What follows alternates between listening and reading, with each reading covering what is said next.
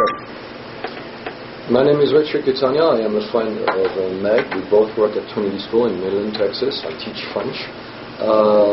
Meg asked me to speak about the French educational system at the higher education level. I think that in a few minutes all I can say is that the main differences that I see between the French educational system and as far as higher education is concerned and the American system is that we have two systems in France. One is the open system and the other one is a more restricted system, very competitive. Open system following high school, where you sit for the baccalaureate, what the Germans call the Abitur, the Austrians call it the Matura, the Stato, I think it's something the Stato in Italy. You have a final exam. You have already given an orientation to your education when you were in 11th grade, in France in particular. You choose scientific studies, literature studies, humanities, let's say, or economics, and following the baccalaureate, you go to a university. The system is free. Education in France is supposed to be free.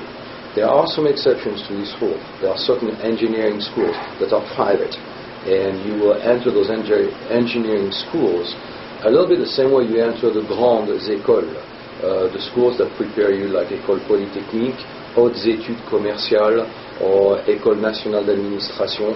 Those are schools where you usually do 2 years of preparations in order to sit for a contest, and they only take so many people each year in those great schools.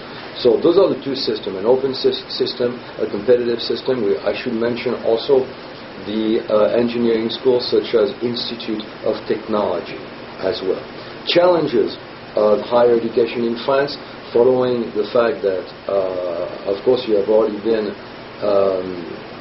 selected on the fact that you passed the baccalaureate or not, because that's the big difference between the American system, I think, and the French system.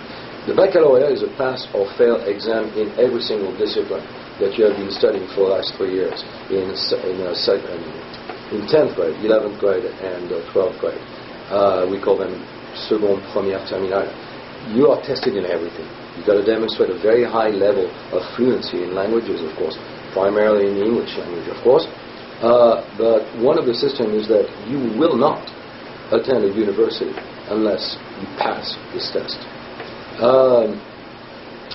Unemployment and the economic crisis in France, and the fact that we are members of the EEC, European Economic Community, of course. We are in competition now, with people from Germany, from Italy, from England, from all over Europe, of course, sometimes for the same jobs. Okay, unemployment in France is pretty high, of course. The economic crisis is a factor, just like it is here in the United States. And sometimes, unfortunately, at the university level in particular, 5 years after the baccalaureate is not enough to find a job. And how well qualified are you? How well does the university prepare you for certain jobs, in the modern world? That's a question that's very difficult to answer sometimes. There is a revival currently under the leadership of the French President Nicolas Sarkozy, who addressed this with the Ministry of Education. And there seems to be a new hiring policy. And people who traditionally were hired coming from the scientific areas, now we find them more in an orientation that's more into the humanities. And we see people in marketing and personnel management, for example, who are coming from literary sections, for example. So that would be, to me, the two main challenges, would be the unemployment and redefining also the purpose of higher education for the 21st century.